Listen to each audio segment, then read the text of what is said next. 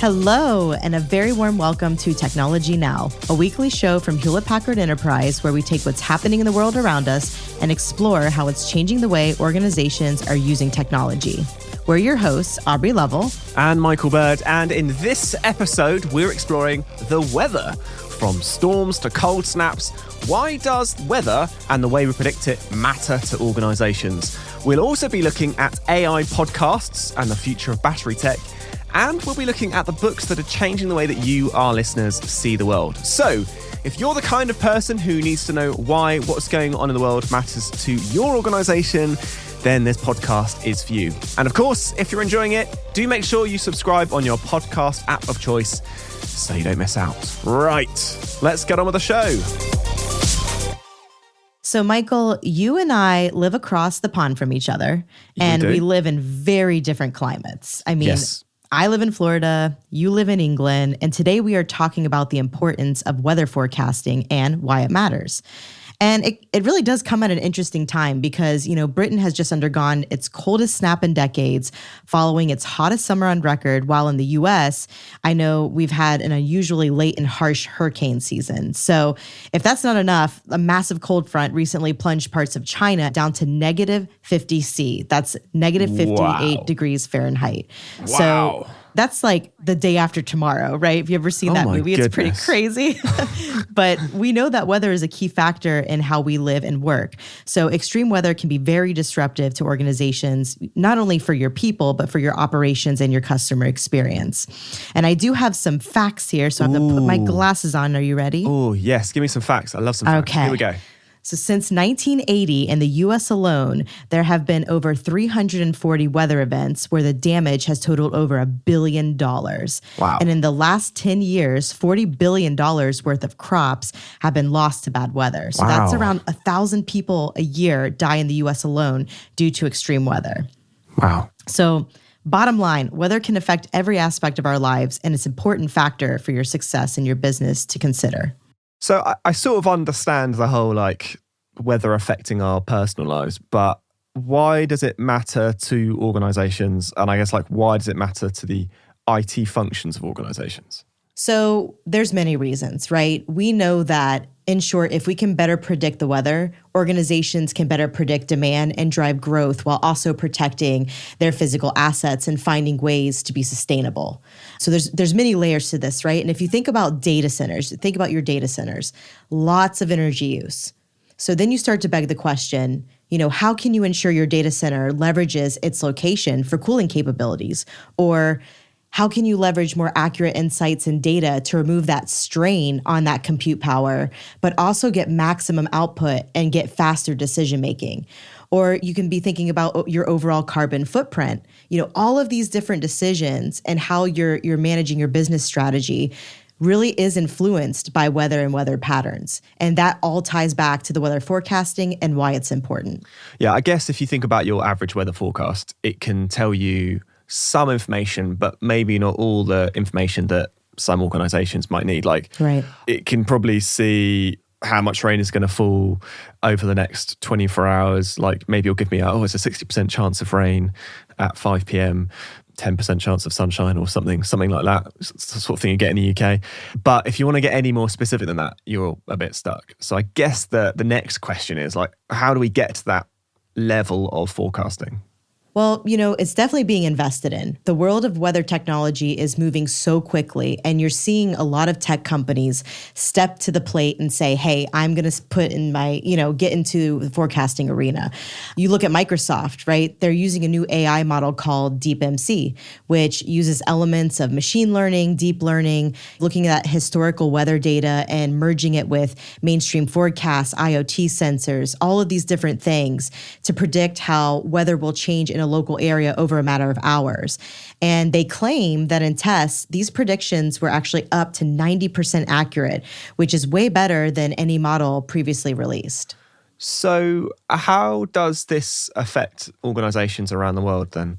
So with better technology feeding better forecasts, industries such as agriculture can use those insights to know the best times to, for example, plant and harvest their crops, right? Where they can maintain that optimum quality and also have cost savings.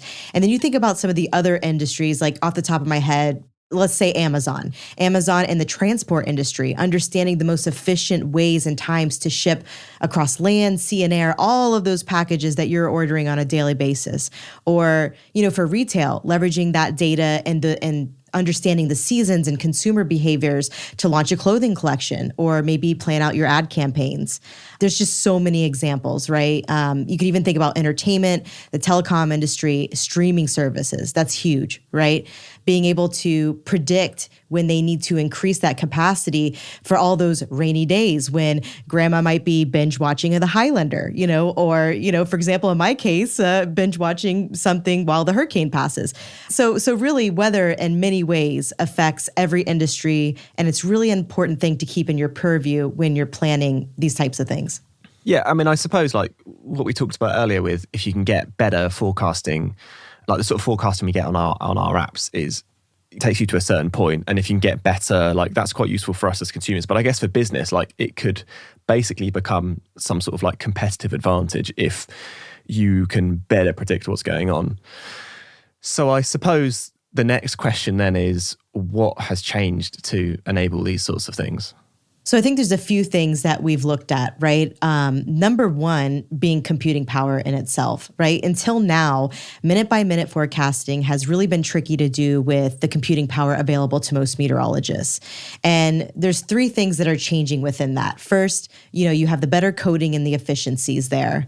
Secondly, supercomputers are getting more and more powerful. For example, HPE just released the first exascale computer, which does exaflops of operations per second, which is actually kind of like the equivalent of the processing power of our human brain. So that's pretty incredible. Wow. Yeah. That is incredible. So, you think about the advancements in technology, it's really amazing to see.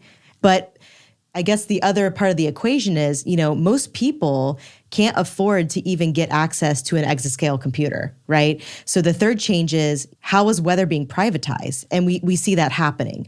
There's commercial companies offering these services to paying clients.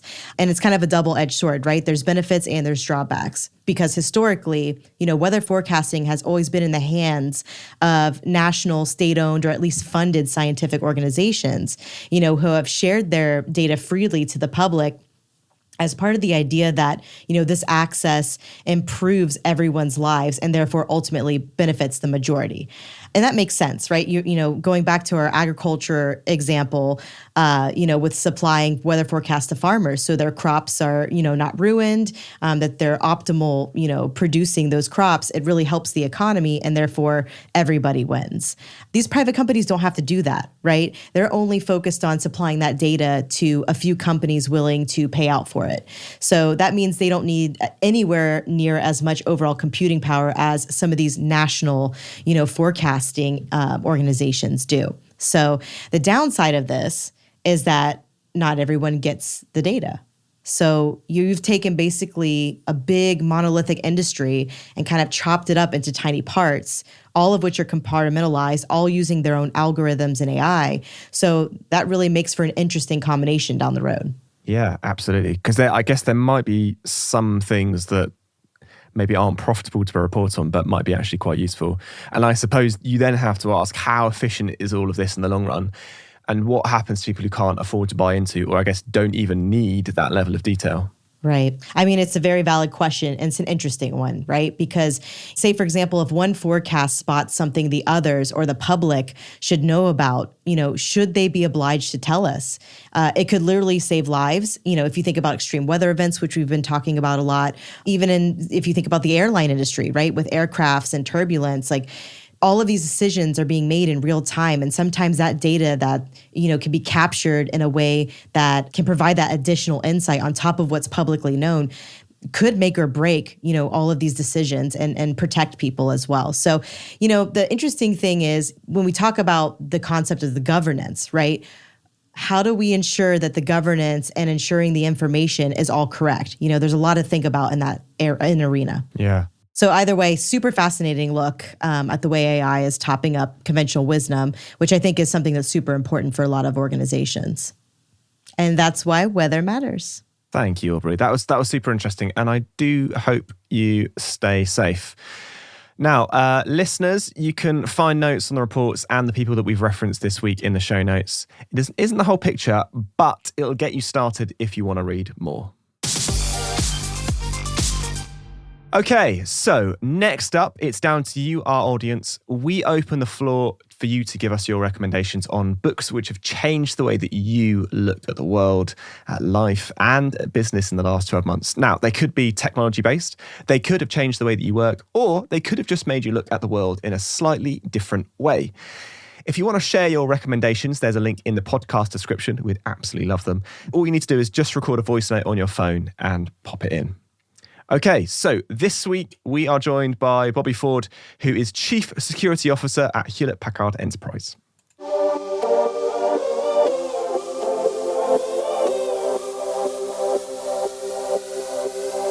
The book that changed my year was Think Again by Adam Grant. So Adam Grant is the youngest tenured professor at Wharton, at the University of Pennsylvania. I mean, it's like he has just so much in here. One of the things that he says is that arrogance is ignorance plus conviction. He says that knowledge is power, but knowing what you don't know is wisdom. Like that's really good, right?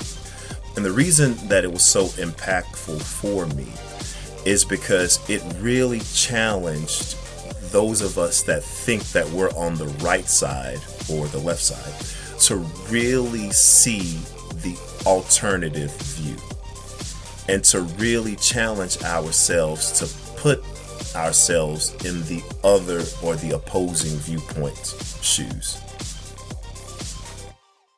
All right, it's time for TIL, Today I Learned. It's the part of the show where we each share something amazing we've learned about the world of technology this week. And we're going to take it in turns to talk about an organization doing something that we think that you need to know about. Okay, Aubrey, I reckon you should go first. All right. Well, I've had a very interesting experience. This week, I've been exploring AI podcasts and no, the guest was not the Terminator. So I just want to make sure that people were aware.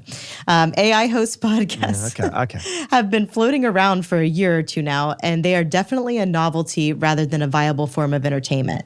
The first episode of podcast.ai is a bit different because it features an AI Joe Rogan interviewing an AI Steve Jobs. And it's quite weird, right? The podcast is produced by Play.ht, which is an AI voice service to showcase their machine learning talent. It's super bizarre, but very hilarious. And the more you listen to it, the AI voices listen to each other, which makes it more believable, which is kind of creepy, but also really cool. Wow. Because by that point, it's gotten so believable, you're like forgetting that you're actually listening to an AI, right? Like that barrier where conversation becomes believable, the tones are matched, the AI asking the questions, they're listening to the answers, they're answering them back and expanding on them. It's just those lines are being blurred. And when you can do that, I think it speaks to the volumes of what we can do with that potential, opening up a whole world of customer service automation, AI-assisted workforces. I mean, just there's so many opportunities. And there's literally like an endless list of waves that could change our world. So it's just something really fascinating. And, I know we have a long way to go with it, but it's really cool if you get to check it out. Okay, so big news this week for people who use batteries, which is basically everyone. Now, the first zinc-ion battery has passed safety testing in the US. The battery pack by Salient Energy has passed standard UL 9540A. Aubrey, I know you're a big fan of that standard. Oh, yes. Top list of yours. At Underwriters Laboratories, one of the biggest safety testers in the world. But why on earth should you care? Well, lithium-ion batteries that we are all used to may look pretty innocuous, but as many of you will know, 99% of the time they are perfectly safe, but they do have a 1 in a million failure rate. But the one time they go wrong, it is really bad news. They swell, they catch fire, they explode, and they can emit a cloud of really pretty toxic fumes. Not fun stuff. And it means fires can actually be really quite difficult to put out. Zinc-ion batteries look to be a bit different. They don't appear to have any of those problems associated with thermal runaway. They don't emit toxic gases even when punctured, whilst basically being drop-in replacements. And they are supposed to be quite a bit cheaper to produce. So watch this space. Zinc-ion batteries promise far safer energy supplies, which means less fires, which means less protection is needed, which means cheaper products. What do you think? Was that a cool story? I think it is. It's very fascinating. Both very cool stories. And you can find links to them in the podcast description if you'd like to know more.